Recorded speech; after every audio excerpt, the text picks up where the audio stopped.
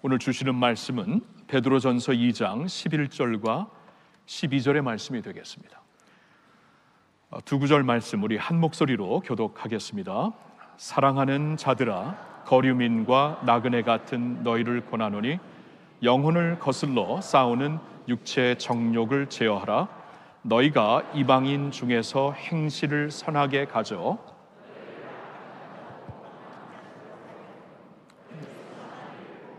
오시는 날에 하나님께 영광을 돌리게 하려 함이라. 아멘. 사실 저는 오늘 메시지를 준비하면서 좀 고민이 있었습니다. 지난 금요일 헌재에서 발표한 내용을 이제 들으면서 여기에 대한 좀 이렇게 직접적인 설교를 해야 되지 않는가. 물론 금요일 저녁에는 그렇게 했습니다. 그날 그러한 결정이 온 국민에게 발표되었기 때문에 그날 저녁은 제가 좀 나라를 품고 또 나라의 지금 상황을 가슴에 품으면서 말씀을 구체적으로 준비했고 전달했으며 또 기도회를 인도했습니다. 그런데 이 주일까지도 그래야 되지 않는가라는 고민이 좀 생겼어요. 왜냐하면 주일날 그래도 모든 성도님들이 참석하시기 때문이죠. 그런데 기도하는 가운데 저는 이러한 결론을 내리게 되었습니다. 그냥 하나님께서 허락하신 2025년도에 하나님이 허락하신 말씀이거든요. 그리고 이 말씀을 사실 작년에 저희가 안식월을 가지고 있었을 때 허락을 하셨습니다. 2024년도에 안식월을 지나면서 이제 25년도가 되면은 저희의 3기 사역 원년이 될 텐데 이때에 무슨 말씀, 어떠한 비전으로 무슨 말씀을 전해야 됩니까? 이게 저에게는 굉장히 큰 기도 제목이었죠. 저희 부부에게는. 그러한 가운데 금년에 표어, 복음의 산 증인들이라는 표어를 마음속에 허락하셨고, 그리고 그때 마음속에 주신 말씀이 베드로전서였습니다. 그러니까 이번에 계엄이 터지기 전에, 탄핵 정국이 있기도 전에 하나님께서 미리 이 말씀을 주시고 이 말씀으로 쭉 한 해를 갈 수 있도록 허락을 하셨거든요. 그래서 이제 그 마음이 생각이 났어요. 이제 하나님께서 이미 다 보시고 아시고 알파와 오메가가 되시는 하나님이 이거 다 아시면서 허락하신 말씀인데 그냥 말씀을 있는 그대로 순서대로 쭉 전하면은 하나님께서 이 안에서 필요한 말씀을 성도님들 모두에게 허락하실 것이고 또한 우리가 나아갈 길을 보여주실 것이다라는 확신이 생겼습니다. 그래서 저는 그냥 있는 그대로 베드로전서에서 말씀을 전하기로 결정을 한 것이었어요. 오늘 저는 베드로전서 강의 12번째 말씀을 전하려고 하고 오늘 말씀의 제목은 세상을 잠잠케 하는 우리의 선한 행실이 됩니다. 세상을 잠잠케 하는 우리의 선한 행실. 여러분이 설교 타이틀에서 좀 예감을 가지셨겠지만 오늘 제가 전하고자 하는 말씀은 이 세상에 있는 여러 가지 마찰, 왜냐하면 세상에 살면서 세상과 교회는 마찰이 있을 수밖에 없습니다. 교회 역사를 보면 2000년 동안 마찰이 없었던 적이 없어요. 왜 그러냐 하면은 우리 믿는 자들에게는 세상과 다른 가치관이 있기 때문입니다. 세상과 다른 가치관이 있고 인생관이 있고 그리고 세계관이 있기 때문에 세상과 마찰이 생길 수밖에 없어요. 그러면 이러한 마찰이 생기고 세상으로부터 이제 비방을 받게 되었을 때 우리가 어떻게 그것을 감당해야 되는가? 같이 비방할 것인가? 같이 싸울 것인가? 어떻게 할 것인가? 오늘 말씀을 통해 여러분들을 이제 말씀을 통해서 이제 그 대답을 드리고 싶은데 우리의 선한 행실로 세상을 잠잠케 하는 그러한 주님의 교회가 되자라는 말씀을 전하고 싶은 거예요. 여러분 오늘 본문 말씀이 어떻게 시작이 됩니까? 세상에서 거류민과 나그네가 된 너희들에게 이제 말하노라. 이렇게 사랑하는 자들아 거류민과 나그네 같은 너희를 권하노니 라고 시작이 되고 있죠. 여러분 거류민과 나그네라는 것은 세상을 지나가는 사람이라는 뜻입니다. 그러니까 세상에 눌러 앉을 사람들이 아니다라는 것이에요. 세상에 뿌리를 내리고 살 사람들이 아니라는 것입니다. 지나가는 사람들, 거류민과 나그네입니다. 성경을 보면은 우리에게 천국이 주어졌고, 그래서 우리의 궁극적인 시민권은 하늘에 있다고 성경은 말씀해 주시고 있습니다. 빌립보서 3장에 주시는 말씀이죠. 우리의 궁극적인 시민권이 하늘에 있는 백성이기 때문에 우리는 이 세상을 지나가는 사람들이지, 이 세상에서 모든 것을 누리고 모든 것을 잡고 살아야 된다, 이 세상뿐이기 때문에 여기서 누리지 못하면 우리는 누리지 못하는 것이다, 이렇게 살 필요가 없다라는 거예요. 그렇게 살 필요도 없고 그렇게 살아서도 안 된다는 것이죠. 세상을 지나가는 거류민과 나그네와 같은 너희에게 전한다, 권한다 말씀을 해주시고 있죠. 무엇을 권하고 있습니까? 너희의 영혼과 너희의 영혼에 거슬려 싸우는 육체의 그 정욕을 제어하라라고 말씀을 합니다. 이게 첫 번째 주시는 말씀이죠. 그러니까 우리가 이 세상에서 세상을 지나가는 사람들, 세상에 속한 사람들이 아니고, 그렇다고 뭐 세상을 등지고 살라는 것은 아니죠. 세상에 들어가서 빛과 소금이 되고, 세상에 들어가서 먹든지 마시든지 무엇을 하든지 하나님의 영광을 위해 하라, 세상을 등지고 뭐 허술하게 허무하게 살라는 그런 뜻이 아니죠. 더욱더 하나님의 영광을 위해 모든 일을 하라고 분명한 말씀이 있지만, 결국에는 이 세상에서 뿌리를 내리고 세상에 속한 자들로 사는 자들이 아니기 때문에 세상과 마찰이 생길지라도, 세상으로부터 비난과 비방을 받을지라도 세상의 방식으로 맞대어 싸우려고 하지 말고 이렇게 하라고 주시는 말씀이 가장 먼저 너희 영혼을 거슬러 싸우는 육체의 정욕을 제어하라 라고 말씀을 하십니다. 먼저 이렇게 거룩하게 살아라, 세상과 다르게 살아라. 여러분, 세상과 다르게 사는 것 중요합니다. 왜냐하면 세상과 다르게 살아야 소금 역할을 하죠. 빛의 역할을 하죠. 소금이 이 방부제 역할을 하는데, 세상과 똑같이 살면은 세상이 막 이렇게 힘들어할 때, 다쳤을 때, 부패하였을 때 소금의 역할을 어떻게 하겠습니까? 세상이 어두워졌을 때 빛의 역할을 어떻게 하겠습니까? 다르게 살아라. 언젠가는 빛을 향해, 언젠가는 소금을 찾아 나오게 될 것이다. 그러니까 중요한 것은 육체의 정욕을 제어하라.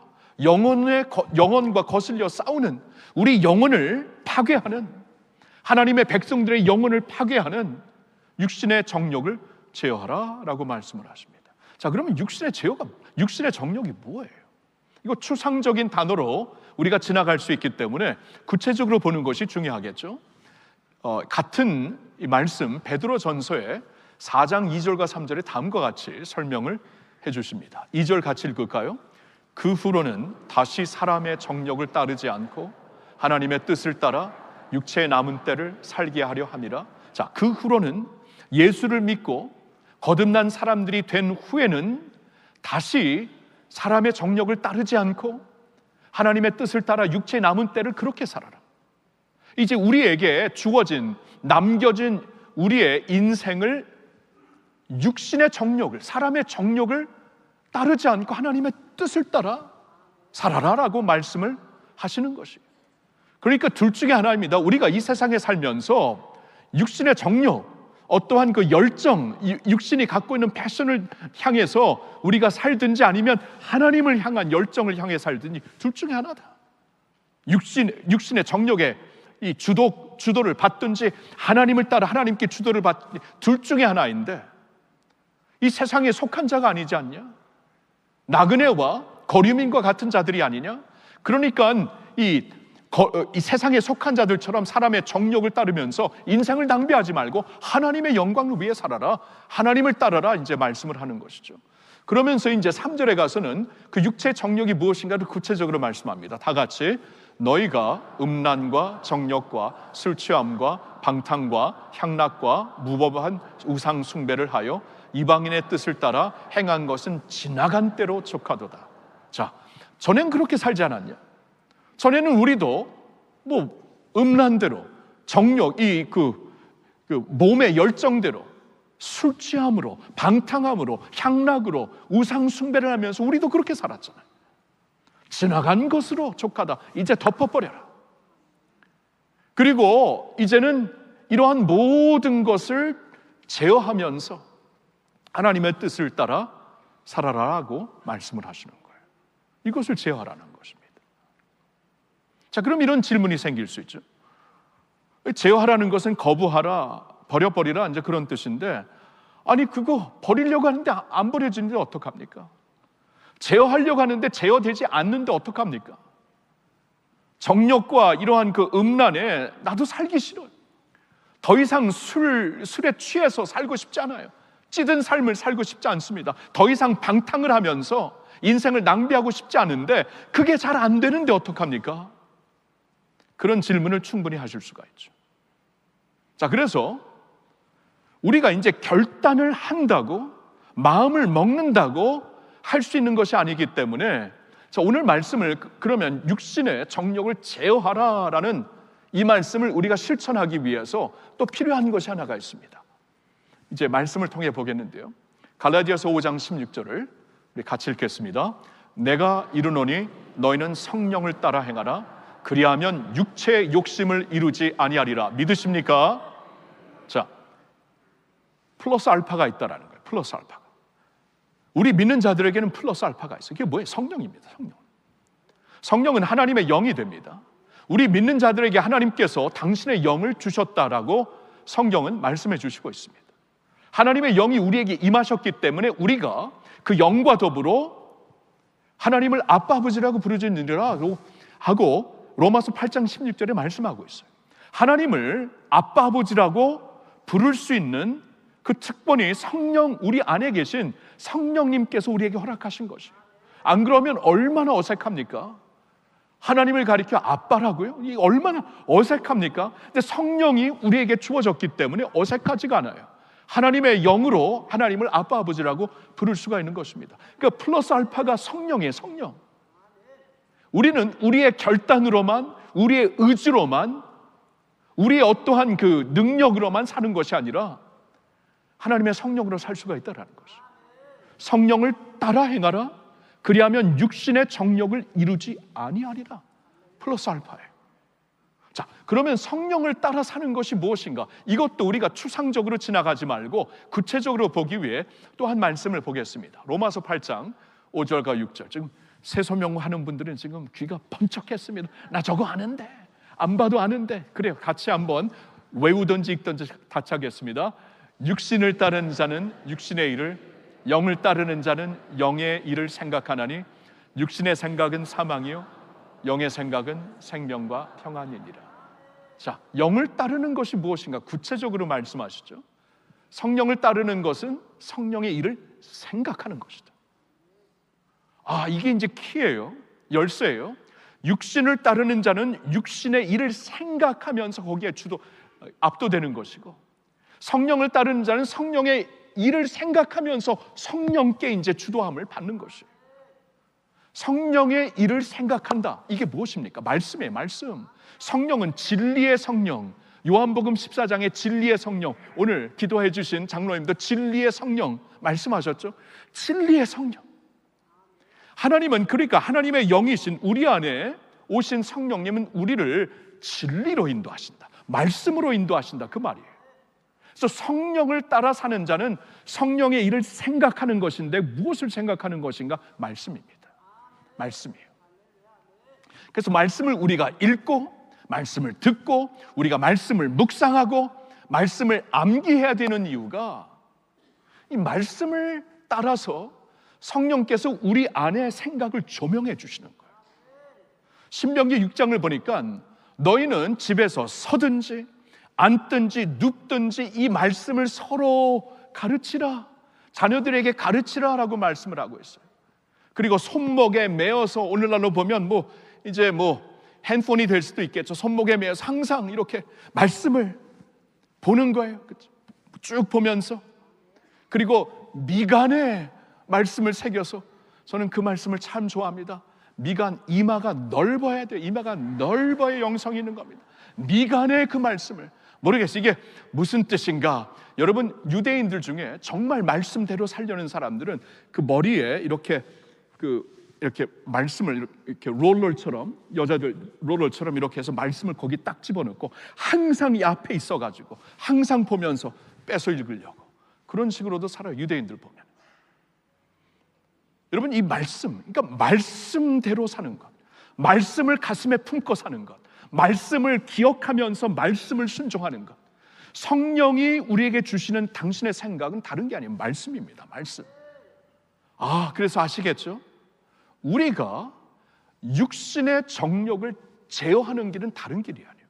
성령을 따라 살면서 성령의 일을, 즉 말씀을 생각하며 살 때, 말씀을 조명하시는 성령님의 역사, 말씀이 힘이 되어 우리 안에 감동이 되고 역사가 되고 능력이 되게 하는 그 성령님의 역사로 육신의 정욕을 제어할 수 있다라는 것입니다. 성도님들, 우리가 이 세상에 살면서 있잖아요, 정말 우리에게 주어진 인생, 하나님이 핏값으로 사신 인생 아닙니까? 핏값으로 사셨는데 얼마나 소중해요.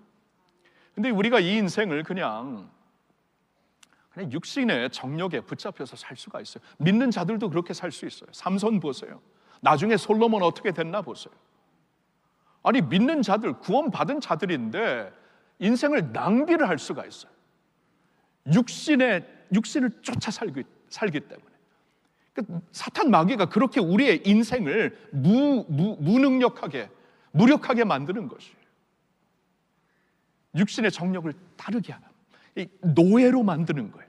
그러면 그걸 제어해야 되고 다른 것으로 채워야 돼요. 제어하는 것만으로 끝나는 게 아니라 다른 것으로 채워야 돼요. 무엇입니까? 하나님의 기쁨, 하나님의 영광, 하나님의 말씀, 성령이 우리에게 주시는 생각이죠. 이것을 채워가지고 우리 남은 인생, 주님께서 핏값으로 사신 우리의 인생, 우리 하나님의 영광을 위해 하나님을 따라 사시기를 예수님의 이름으로 축원합니다. 여러분, 이렇게 우리가 이 세상에서 이 비방하는 자들 같이 비방하며 맞서서 싸우는 게 아니라 그들을 잠잠케 하기 위해서는 우리의 인생이, 우리의 삶이 우리 삶이 좀 달라져야 돼요. 우리의 삶이 거룩해야 돼요. 구별되어야 돼요. 세상에 속한 자들이 아닙니다. 세상의 시스템대로, 세상의 어떠한 그 가치관대로 사는 게 아니라 하나님의 거룩한 가치관, 거룩한 세계관을 가지고, 인생관을 가지고 살게 되는 것이죠. 그리고 또 한 가지가 있어요. 주시는 말씀이 이제 12절의 말씀이 되는 것이죠. 너희가 이방인 중에서 행실을 선하게 가져 너희를 악행한다고 비방하는 자들로 하여금 너희 선한 일을 보고 오시는 날에, 하나님이 찾아오시는 날에 하나님께 영광을 돌리게 하려 합니다. 자, 너희가 이방인 중에서 행실을 선하게 가져. 이 선하게, 선함이라는 이 단어가 원어로 보면은 칼린이라는 단어인데 아름다움, 아름답다는 뜻입니다. 아름다움. 너희의 행실을 아름답게 만들었어. 왜냐하면 우리가 섬기는 주님이 아름다우신 분이잖아요. 그렇죠? 그분의 그 속성이 아름답잖아요. 그렇죠? 그러니까 아름다우신 칼린 그 예수님의 아름다움을 우리의 삶에서 우리의 행실로, 아름답고 선한 행실로 보여서 세상으로 하여금 잠잠케 하고, 비방하는 소리를 잠잠케 하고 하나님께 영광을 돌리게 하라, 그 말씀이에요. 여러분, 요사이 그 성경 통독을 하면서 뭘 느끼시나요? 열왕기상, 지금 성경을 통독하고 있죠. 이스라엘의 여러 왕들을 쭉 보고 있는데 하나님의 영광을 가리죠. 그렇죠? 거의 다 하나같이, 예배도 있지만 거의 다 하나같이 하나님의 영광을 가립니다. 하나님의 마음에 합했던 다윗과 같지 않았다라고 계속 말씀하시잖아요. 심지어는 나중에 솔로몬도 그렇게 타락하잖아요. 계속 하나님의 영광을 가리는 것이. 그러니까 이 그 왕들도 하나님의 영광을 가리고 백성들도 하나님의 영광을 가리기 때문에 하나님이 이 세상에서 우리를 남겨두신 이유는 그의 아름다움을, 그의 아름다운 덕을 선포하기 위해서인데 그런 일을 못하고 있는 것이. 그래서 하나님이 나중에 이 이스라엘 백성들을 향하여 한탄하시는 말씀을 한번 보겠는데요. 에스겔서에서 한번 말씀을 보여주시네요. 에스겔서 36장 22절 우리 같이 읽어보겠습니다. 그러므로 너는 이스라엘 족속에게 이르기를 주 여호와께서 이같이 말씀하시기를 이스라엘 족속아 내가 이렇게 행함은 너희를 위함이 아니요 너희가 들어간 그 여러 나라에서 더럽힌 나의 거룩한 이름을 위함이라. 여러분 보셨나요? 여기 하나님의 한탄의 소리가 들리죠. 너희가 들어간 그 여러 나라에서 더럽힌 나의 거룩한 이름, 너희의 방탕한 삶으로, 너희의 우상 숭배로, 너희의 그 정욕을 따르는 삶으로 여러 나라에서 더럽힌 나의 거룩한 이름을 이제 위하여서 하나님이 역사하시겠다 그 말이에요. 너희들이 잘나서 회복을 하는 게 아니라 내가 너희들에게 내 이름을 맡겨줬는데 너희들의 삶을 통해 내 이름이 영광, 내 이름이 먹칠을 당했다. 이것이 너무나 안타까워서 자신의 이름을 회복하시고 명예를 다시 세우시기 위해 하나님이 역사하시겠다라는 말씀을 에스겔서에서 주시는 것이죠. 여러분 다시 말씀드립니다. 우리가 지난주에 이 말씀을 보았지만 베드로전서 2장 9절에 하나님이 우리를 그리스도 예수 안에서 하나님의 택하신 족속, 하나님의 왕 같은 제사장, 거룩한 나라, 그리고 하나님께 소유가 된 백성으로 우리를 삼아주셨어요. 우리를 만들어주셨어요. 근데 그 이유가 무엇입니까? 분명히 목적이 있다고 말씀하시는데 이는 너희를 어두움에서 그의 기이한 빛으로 들어가게 하신 하나님의 아름다운 덕을 선포하게 하려 합니다. 아름다운 덕을 선포하게 하려고, 온 세상에 선포하게 하려고. 여러분 우리가 전에 보았던 이전에 보았던 한국 그 개역 버전에서는 이 선포를 선전이라고 번역을 했는데 왠지 그 번역이 더 마음에 울림이 돼요. 하나님이 너희를 이렇게 세우신 이유는 너희를 어두운 데서부터 하나님의 기이한 빛으로 들어가게 하신 그 하나님의 아름다운 칼린 아름다운 덕을 온 세상에 선전하라고 말입니다. 저와 여러분들이 이 세상에 남아있는 이유가 그것이에요. 하나님의 아름다운 덕을, 그분의 뷰티풀한 속성을 선전하라고 말입니다. 그걸 어떻게 선전하겠어요? 세상의 방식으로 비방하는 자들과 싸우면서 선전하겠습니까? 세상의 방식으로 때려 부시면서 선전하겠습니까? 세상의 방식으로 힘을 휘둘면서 선전하겠습니까? 아니라는 거예요. 너의 선한 행실로 온 세상에게 하나님의 뷰티풀한 속성을 선전하여라 그 말씀이에요. 제가 15년 전에 우리나라에 오게 되었을 때 이제 할렐루야 교회에서 불러주셔서 오셨죠. 36년간 미국에서 살았습니다. 초등학교 4학년 때부터 쭉 살았는데 뜻밖의 이제 우리 할렐루야 교회에서 불러주셨을 때 왔을 때 그때 이렇게 종종 듣는 좀 이렇게 기분이 안 좋은 얘기가 있었어요. 그게 뭐냐 하면은 교회는 엘리트들이 다니는 곳이다. 엘리트들이, 돈 있는 사람들이, 학식이 풍부한 사람들이 다니는 곳이다. 이런 말이 여기저기서 들리더라고요. 물론 대형 교회를 가리키면서 그런 말을 했겠죠. 왜냐하면 어려운 교회도 많기 때문에. 근데 왠지 모르게 세상 사람들이 그런 말을 하는 거예요. 엘리트들이 모이는 곳이다. 아닌데. 그런데 15년이 지나면서 있잖아요. 그 말이 거의 안 들려요. 이제 지난 몇 년 동안 전혀 안 들립니다. 저한테는 전혀 안 들려요. 그러니까 15년이 지나면서 뭔가 바뀐 거예요.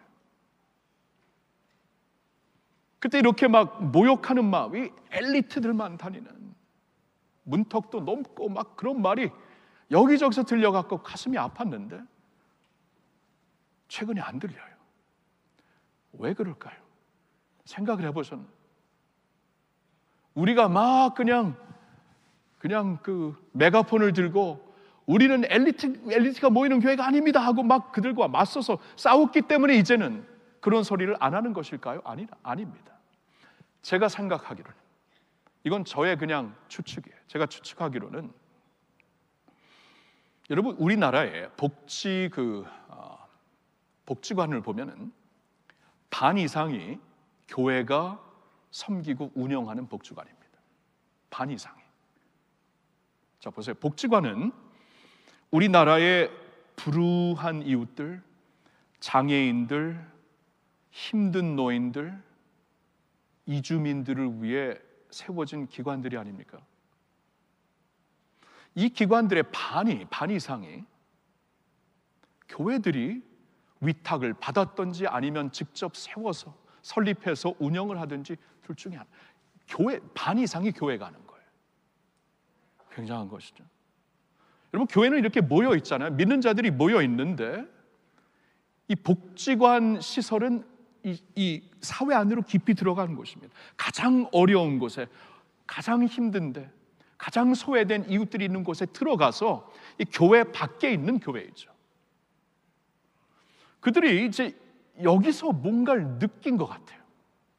왜냐하면 저도 이렇게 복지관을 다녀보면은 교회들이 운영하는 게 참 많거든요. 우리 교회에서도 할렐루야 복지재단을 통해서 10개의 시설을 지금 섬기고 있는데 5시설은 우리가 직접 설립하여 섬기는 것이고 5시설은 이제 그 시에서 아니면 도에서 이렇게 도청에서 아니면 시청에서 위탁을 받아, 수탁을 받아 우리가 이제 하는 것이죠. 그리고 그들이 수탁을 할 때 교회가 오면 참 좋아해요. 왜냐하면 교회는 사람들이 있잖아요. 봉사자들이 있잖아요. 그리고 사람들이 이렇게 하나님이 주신 마음을 갖고 헌금도 하고 또 교회가 하는 것을 참 좋아하고, 그리고 제가 좀 리서치를 해보니까 이 종교 단체에서 운영하는 이 그 복지관이 얼마나 되는가, 이 퍼센테이지가 얼마나 되는가 봤더니, 그래서 일부러 이 불교에서 운영하는 신문을 봤는데 거기서 낸 그 통계를 보니까 이 종교 복지 시설 중에 49%가 개신교가 하는 것이고 불교는 28.7%라고 본인들이 그렇게 말을 하더라고요. 그러니까 압도적으로 많은 것이에요. 여러분, 그러면서 사람들이 느끼는 것이죠. 교회가 그런 곳이 아니구나. 엘리트들만 모인 곳이 아니구나. 교회는 이렇게 소외된 우리들을 향하여서 다가오는 곳이구나. 힘들고 아픈 분들이 올 수 있는 곳이구나. 뭐 복지관에서 우리가 직접 뭐 설교를 하고 예수 믿으라고 막 사람들을 막 이렇게 막 자극하지는 않지만 그들이 알고 있죠. 이거 교회에서 운영하는 거 다 압니다. 그러면서 그들이 보고 느낀 거예요. 여러분, 우리 교회에서 이제 새 가족을 저와 이제 저희 아내가 한 달에 한 번 새 가족실에 들려서 오시는 분들과 이렇게 인사를 나누는데 거의 매번 한 번도 빠지지 않고 거의 매번 어떻게 교회를 오시게 되었습니까? 오신 분들 중에 적어도 한 분은 사랑부를 통해 오게 되었습니다. 그러더라고요. 우리 교회 사랑부. 우리 교회 사랑부는 이 장애인들을 위한 공동체예요. 특별히 장애인 자녀들, 그리고 세월이 많이 지나 이제 장애인 자녀들 중에 이미 성인이 된 지체들도 있지만 그들의 부모님들, 또 그들의 지인들이 이 사랑부를 통해 참 우리 교회 핵심적인 사역 중에 하나가 사랑부거든요. 여기 많은 성도님들이 나의 자식처럼 돌보는 부모님들, 나의 형제처럼 돌보는 청년들 많이 있어요. 너무나 감격스럽고 감사해요. 거기서 감동을 받고 교회로 오시는 거예요. 여러분, 오늘날 이 세상은 보이는 복음을 목격할 수 있어야 돼요. 들리는 복음만 듣는 게 아니라 보이는 복음, 하나님의 아름다운 그 소식이 들어있는 복음이 어떻게 보여지는가 보아야 감동을 받고 마음이 움직여서 나오는 게 아닙니까? 우리의 이제 종교적인 언어 모릅니다. 처음 교회 나오시는 분들, 우리 신앙 고백 하겠습니다. 그럼 신앙 고백이 뭔지 아세요? 전능하사 천지를 만드신 하나님, 여러분 모르잖아요. 여기서 부르는 찬송, 노래, 우리 기독교인들에게는 아주 익숙한 곡들이지만 여러분 처음 오신 분들은 전혀 몰라요. 방문하시는 분들 전혀 모르는 음악들입니다. 전혀 알 수 없는 어떠한 language, 그렇죠? 설교 중에서 제가 사용하는 뭐 성량, 뭐 삼위일체, 이런 거 뭐 얘기하면 무슨 말인지 잘 몰라요. 잘 모르는데 보면은 느낍니다.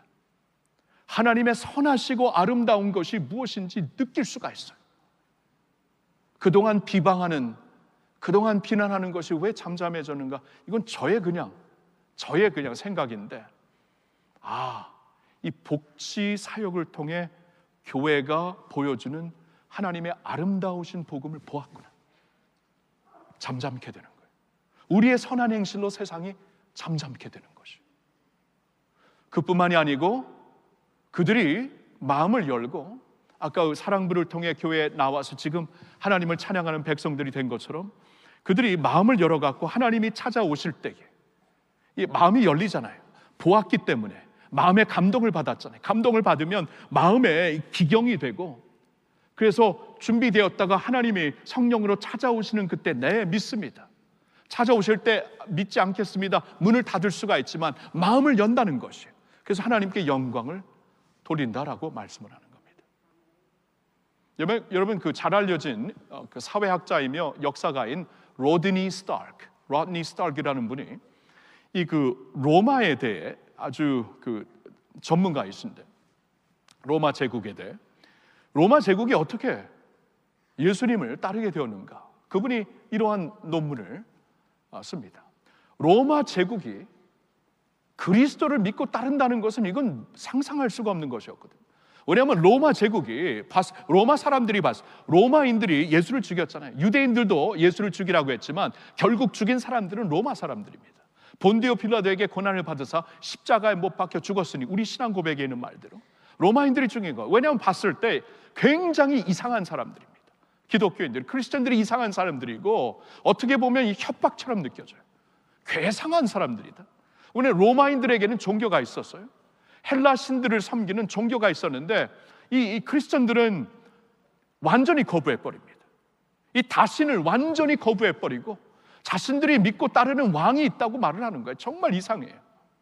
그리고 가치관이 완전히 다릅니다. 로마 사람들에게는 이 권력, 이 힘이라는 것이 얼마나 중요했어요. 권력과 지혜 얼마나 중요했어요. 헬라인들에게 지혜도 중요하고 로마인들에게 권력이 중요하고, 이게 있어야 이 승리할 수 있고 지배할 수 있고, 이것이 어떻게 보면 덕인데, 힘이 덕인데 어떻게 된 거지? 이 크리스천들은 힘이 아니라고 해요. 가장 으뜸이 되는 자는 섬기는 자다, 약할 때 강함이다 말을 하니까 너무나 이상한 거예요. 그리고 그들이 막 자신들이 모여갖고 뭐 형제 자매라고 하면서 이거 이상한 집단이 아닌가, 서로 이상한, 뭐 우리나라에서도 그랬잖아요. 처음에 교회가 들어와서 남녀가 같이 모여 형제 자매 그랬을 때 뭐 이상한 이 물리한 집단이 아닌가 그랬잖아요. 로마인들도 그랬어요.